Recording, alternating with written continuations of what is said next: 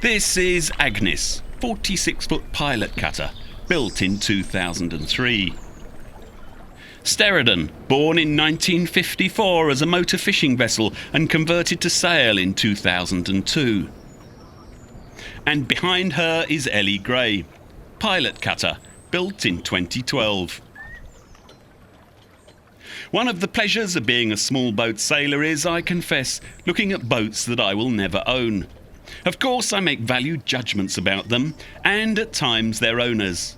But I love the way their form is dictated by the need to cope with the raw, dispassionate physics of water and wind.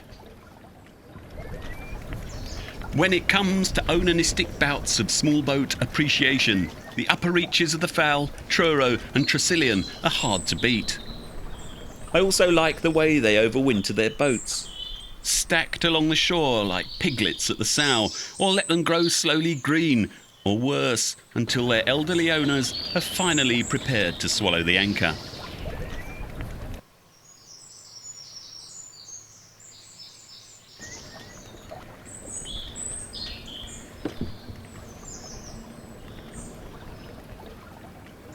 I'm just sailing up past Falmouth. It's about 10 o'clock in the morning and the tide is ebbing. So I'll just go up here until it becomes too much like hard work. Wind is kind of a fetch, really. This is the old mainsail. Let's see. Getting a decent shape into it is just... it's cut to roll away. It's cut for easy rolling away, which is no bad thing, but it's just an ugly thing. I will never be able to make a film called Well Sailed Shipboat, because this is never going to be well sailed because of the shape of the main.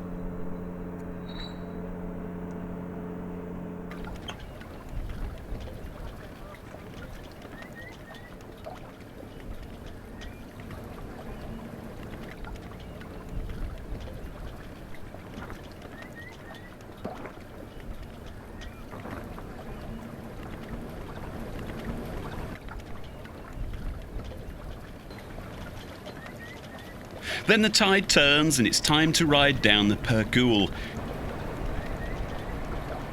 dodging the shuttling ferries of big ship Falmouth.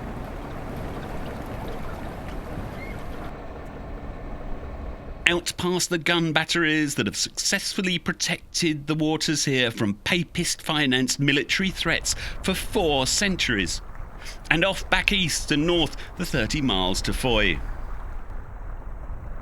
This is St Anthony's Head here. So the plan is to come out of the Fowl, and then I'm going to head up here past Dodman Point and into the Fowey River. Just to go up here somewhere, up here, top here, have a dinghy evening. Gallant. Okay. So any moment now the rest of England should appear around this headland.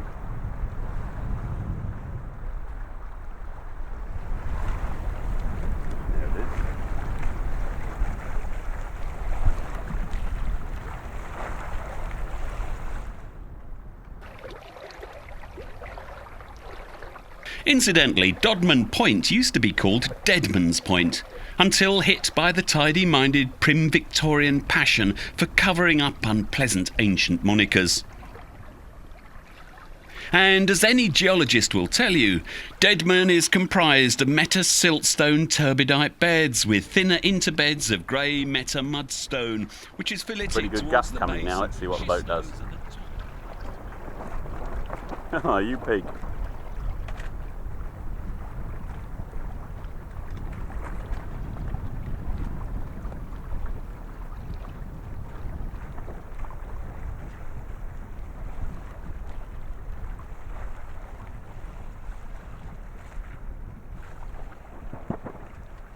Headed again. Then came the lift and I overcorrected. Too close to me.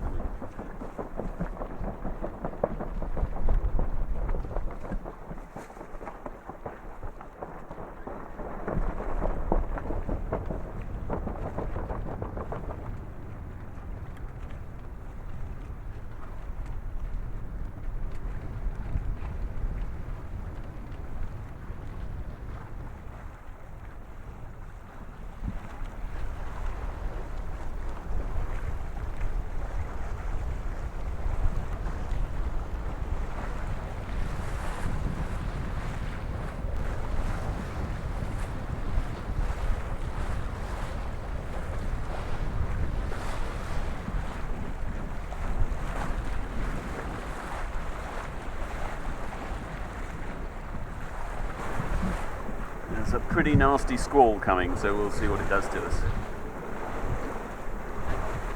Fortunately, they're coming from the north and the east, so they've got no fetch in them. You know, there's no. I mean, they can whip stuff up, but it'll be steep and small as opposed to long and dangerous.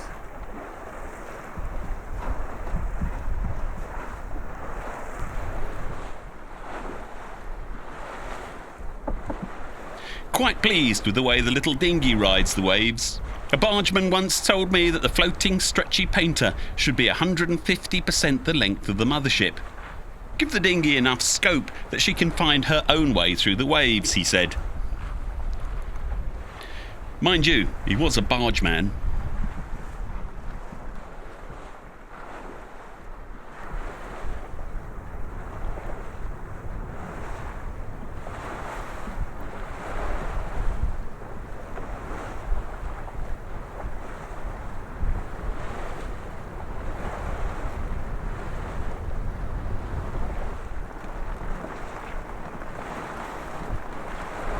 Note to Ray Marine. Would it be at all possible, pretty please, to ask your boffins to build a version of your generally excellent tiller pilot that included among its extensive list of features actually being waterproof? I don't know much about marketing, but I think that would be a good selling feature for many sailors. However, despite being blinded by a bin liner, the tiller pilot is still able to hold a pretty good course while I stand in the companionway drinking tea.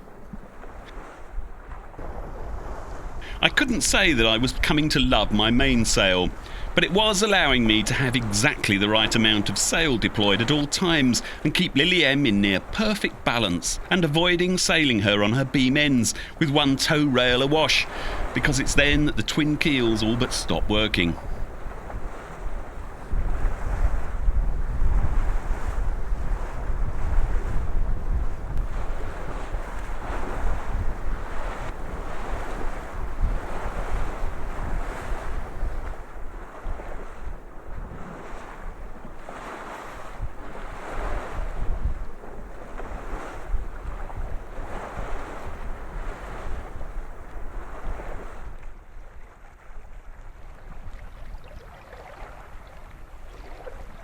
I came up through Fowey Harbour with the tide underneath me.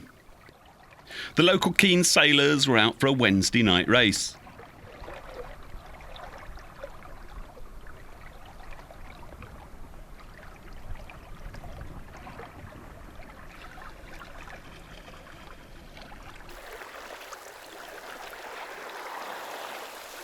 I came past the wharfs where sacks of iron, tin, copper and clay were once laboriously loaded into small sailing coasters. I planned to drop the hook or pick up a mooring in Penpole Creek just around the corner, and along the way I appreciated the local boats.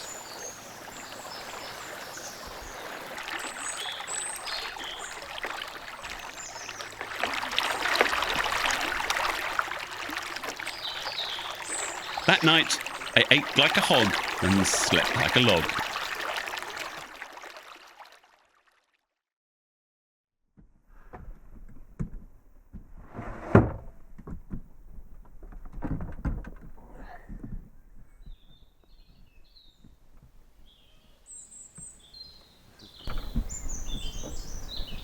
It's the end of April.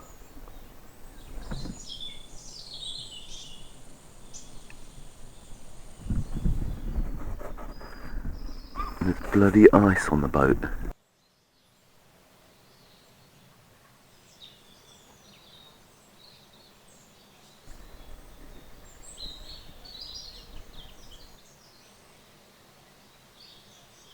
That morning, the low sun shafting through the trees was playing mad games with the water-hugging mist.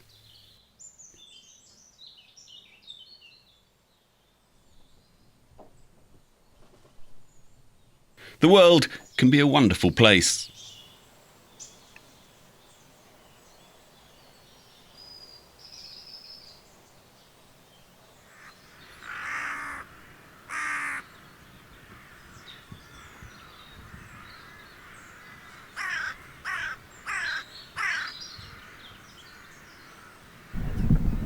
This is the land of the centaur.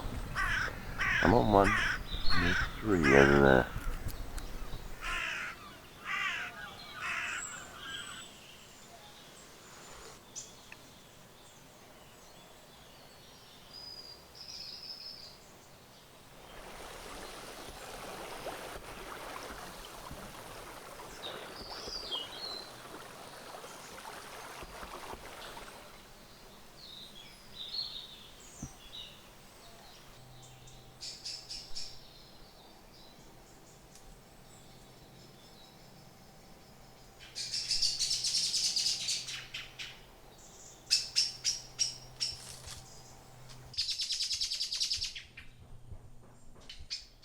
At the top of the tide, the water is still deep enough to get you to St Winnow, a place where the boats are stored, just yards from the church.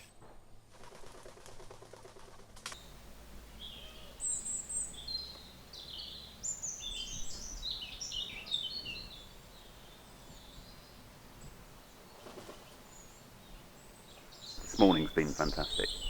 So, my plan is to drift down here. Tide's still flooding a bit. They're neapy tide, still coming in a bit. Got the wind behind me. It's going to leave here, follow the coast. The tide should be underneath me, and then back into the Fowl.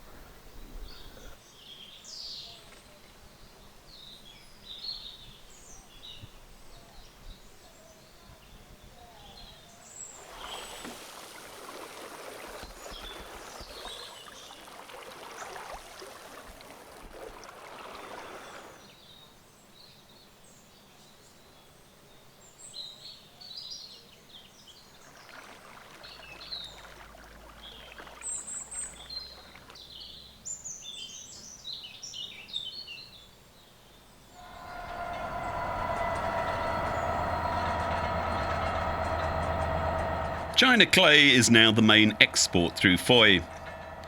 It is used, as you might expect, to make top-grade ceramics, but it also once provided the coating used to make magazines glossy.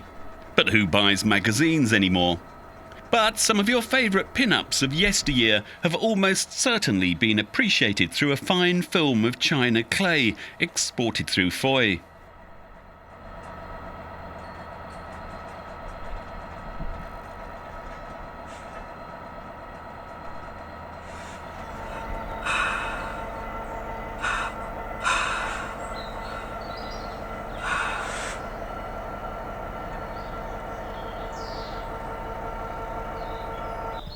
Quite a big morning, boy.